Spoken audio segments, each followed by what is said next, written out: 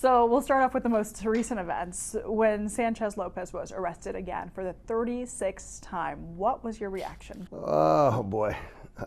My reaction was shock, no. Surprised, no.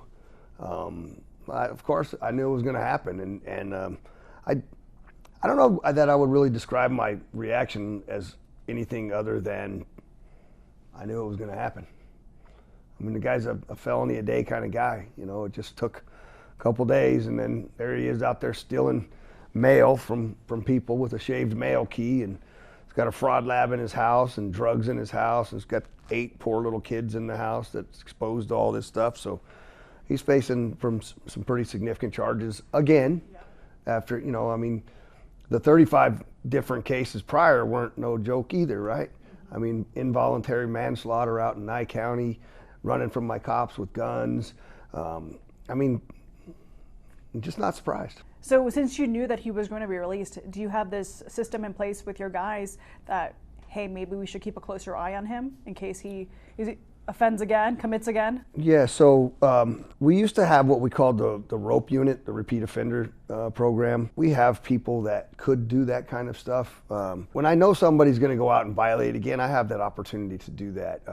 In this case, the judge had taken him, since we weren't going to put him on high-level monitoring, the judge had taken him and put him on what's called PCU, or pretrial compliance unit, that the Justice Court manages. And then, so it's basically a monitoring system that doesn't really monitor, it doesn't work.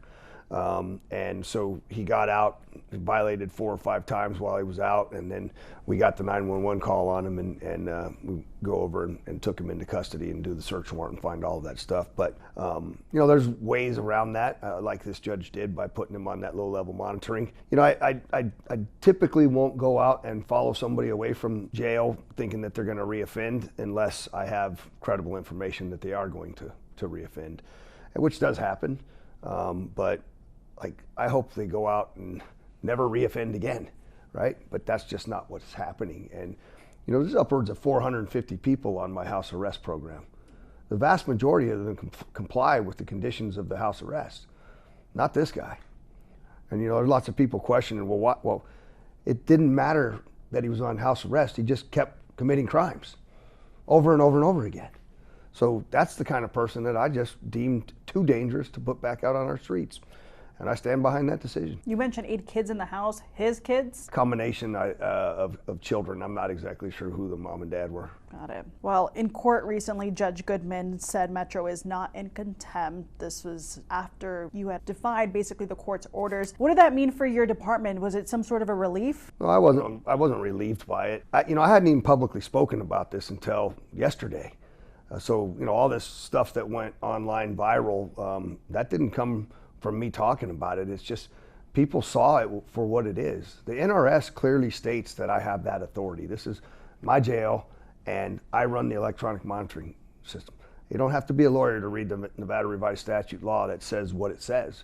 So for him to even, it surprised me when he was going to hold me in contempt, but the fact that he didn't surprise me at all, because there's nothing to hold me in contempt on. Because you were following the law. Yeah, that's what I do as a cop, as a sheriff. We follow the law. I don't make the law. Is this the first time you've butt heads with a judge for a similar situation? No. But listen, we have a healthy respect for the judiciary over there. They mostly do a fine job. But there's some people, and I understand the Supreme Court ruling says that everybody's entitled to a reasonable bail. But reasonable doesn't mean that it has to be so small that everybody gets to get out of jail, right? That's what some of them have just gone so far to, the idea that everybody needs to get out of jail, and that's just not true. Some people need to be incarcerated because they don't learn from their mistakes. Or in the case of 35 arrests, now 36, that's called a habit, right? That's a choice to go out and continue to commit crimes. So that's the kind of person I'm going to protect our community from. His attorney has also asked the Supreme Court to step in, as did you guys. If the Supreme Court sides with the defense, will Metro comply, or will we go back to step 1 and start this battle again? Well, no. I think that this case very clearly will get to the Supreme Court. we're probably talking years before it ever gets heard or a ruling ever happens on it. In the meantime, I'm going to continue following the law as it's written. I would be surprised if the Supreme Court ruled against us. What I've said is that if the judges don't like what the law says, that's what the legislative process is for.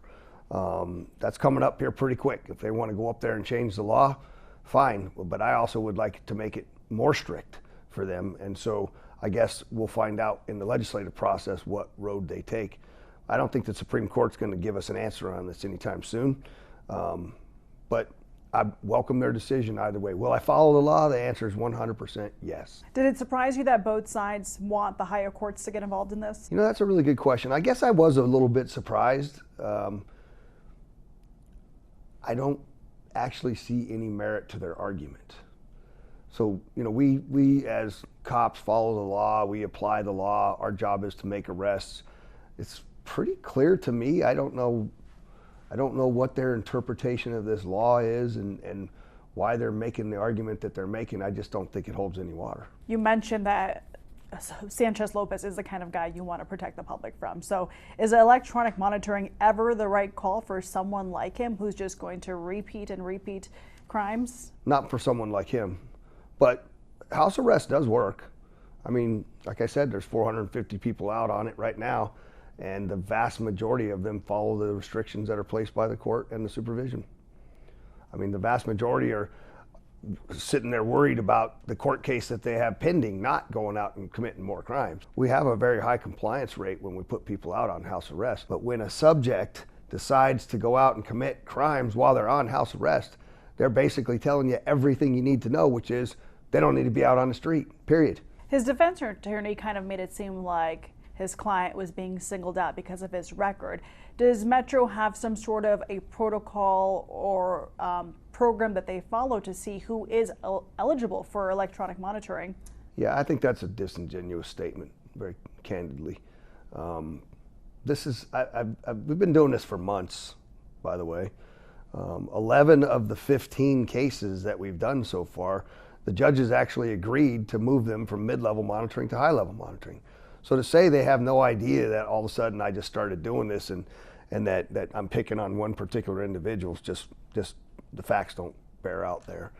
Yes, we have a process, but I'll give you an example of one that just occurred that you're going to be hearing about here very quickly. There's an individual that was arrested for domestic violence and strangulation and shooting at his dog while he was in the middle of fighting with his wife. And they sent it over to me to tell me that this guy needs to go out on house arrest. I said, no, I can't look this victim and her dog in the eye and tell you that I can protect you by sending the very guy who did this to them in their house back to his house. No. Imagine if that dog had been killed. People would be in an absolute uproar. If I send this guy back and he kills the dog, I have no way to protect that woman and her dog. I'm not sending them back. That's going to be up to the judge to make a decision for a tiny little bail or put them on this. That's not protecting the community, so I'm not doing it. So does Metro have a standard protocol or program to see who is eligible? Absolutely. It all goes through the electronic monitoring program. There's an entire criteria, an entire list of things it is that they consider. And then it comes all the way up. Comes all the way up to my lawyers, who then brief me to tell me, here's a case, what do you want to do with it? And then I decide on those particular cases based off the criteria that's given. But it's not just simply stopping. Look, we arrest tens of thousands of people a year. This is only 15 cases. It's a drop in the bucket. I understand they don't like it, but I also am tired of, we had 90 people killed in our community last year, which was the lowest number we'd ever had. We also had 160 people killed by driving in fatal accidents. You know how many of those guys that were drunk that caused those fatal accidents had been previously arrested for DUI multiple times, and we just let them all out? Something's got to change. You lose your family member to a drunk driver who's been arrested 4 or 5 times, I got to believe you have no faith in the criminal justice system. It's just not acceptable. We have to do better. We're going to do better, but we're going to have real conversation about I have a 30% vacancy in my jail. We got plenty of room for these guys. There's no reason to be putting out these repeat offenders that have shown and demonstrated that they don't care about the conditions that the court sets on them. They don't care. So if there was a standard protocol and procedure, why did it take 35 times? Why was he allowed numerous times on electronic monitoring and then he was able to repeat crimes? Well, I started looking at this when I very first got elected as the sheriff. I'd been here for 30 plus years at that time, and I'd been frustrated about this, and I've had to tell my cops. I hear from my cops all the time about, we've arrested this guy 100 times, Sheriff. Isn't there something we can do? And I was looking for something. I started this 5-6 months ago, trying to find a way that I could, when we're going to release these prolific offenders back out on the street, try talking to a judge, try having communications with the district attorney's office, try all of those things. But at the end of the day, we weren't making any progress. And I found this law that was written that we just hadn't used before. And so I started applying it. Like I said, that was months ago. Why this one blew up, I'm not exactly sure, but it did. And I think we made the right decision. I really truly believe that, and I think the proof's in the pudding, because just a few days later he goes out and commits all these other felonies. So it was a law that I didn't know existed, and we found it, and I decided to apply it. Obviously, you've said it, we've seen it, you've been making a lot of changes during your term. You are up for re-election. How much of this is really public safety and how much of it is politics? Yeah, well, I think that's kind of a terrible question to ask me, but I'll tell you why. First off, I started it long before. Secondly, I have an opponent that doesn't even qualify to be on the ballot, so I've already basically won. There's no politics involved in this. The only politics involved in this is me trying to keep this community safe. I've heard that allegation come out, and it's just, quite frankly, crap. His defense attorney was also talking about how there's other people being singled out, and it's just this guy that's in the news now, and then the media frenzy who's pointing fingers at that because of the headlines that have been coming out of this situation with Sanchez-Lopez. His defense attorney was pointing fingers at Metro attorney yesterday, saying that this is just a narrative that's been spun in the community to make the community worried, and that how we should really be focused on people's rights being taken away. But you're telling me that this is solely based on public safety. Yeah, I don't know what he's talking about with that. I'm doing this to try to keep our community safe. What's interesting is even he can't argue. Yeah, I haven't seen his comment yet on arrest number 36. He's very well aware of it. Well, what'd your guy do on arrest number 36? I don't understand what he's trying to say. By the way, I didn't publicly comment on this until yesterday. So if you think that I'm trying to spin up the narrative, I was just as surprised as everybody else that this thing went viral. But that's okay. It went viral. I think it needs to shine a light on the criminal justice system that keeps letting bad people out to commit crimes.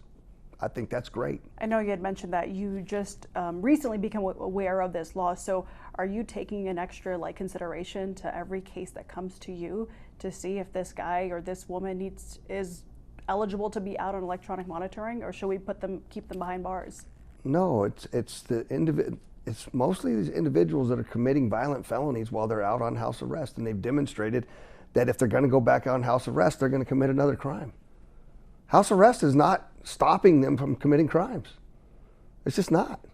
The vast majority of people, as I already mentioned to you, that are on house arrest are complying with the orders of the court and the electronic monitoring program. Vast majority. Some very heinous crimes that they're out on for, by the way. Most of them are doing what they're supposed to be doing. We monitor it every single day and night. This guy, he could care less about the ankle monitor that you put on him because he's going to go out and do his crimes. He showed it to us. I don't make this stuff up. He showed us. He showed us exactly what he was going to go out and do after the judge said, don't go out and do any of this. Here's your monitoring. Has he said anything about why he keeps repeating crimes and reoffending? I haven't talked. Do you think this is the last time we'll ever hear of a case like this and Metro butting heads with a judge's decision? No, I'm certain this will continue for a period of time.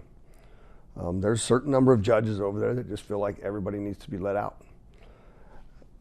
I have a criteria that if they're going to go out there and commit those additional crimes and I can't effectively monitor them, then it's got to be the judge's decision on what that bail is going to be. And we'll continue to push that back to them. But again, it's 15 times out of thousands and thousands of people that have been arrested.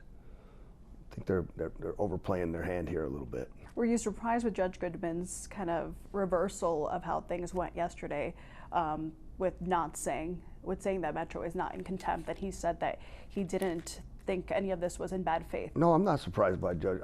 I've never had a problem with Judge Goodman, and this wasn't about Judge Goodman. This is about an individual that continued to commit crimes. What he said, or at least what I was told he said in his ruling, was that Judge Mendoza of a higher court ruled that what Metro was doing was correct.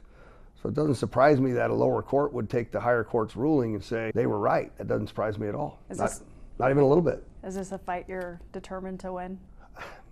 You know, I didn't really like to label it that way, but I am determined to win the fight against serial criminals being constantly released back out into our community after we capture them over and over and over again. You know, as I mentioned before, you know, so we have historic lows in officer-involved shootings. But you know that every one of these guys we ever get into a shooting with has been arrested, criminal sheets this long. If we could keep some of these guys in jail for the major felonies that they commit in the first place, we might actually even have lower crime rates than we already do.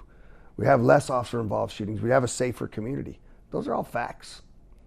That's why I'm in this fight. Well, Sheriff, anything else you want to add? No, but thanks for coming over.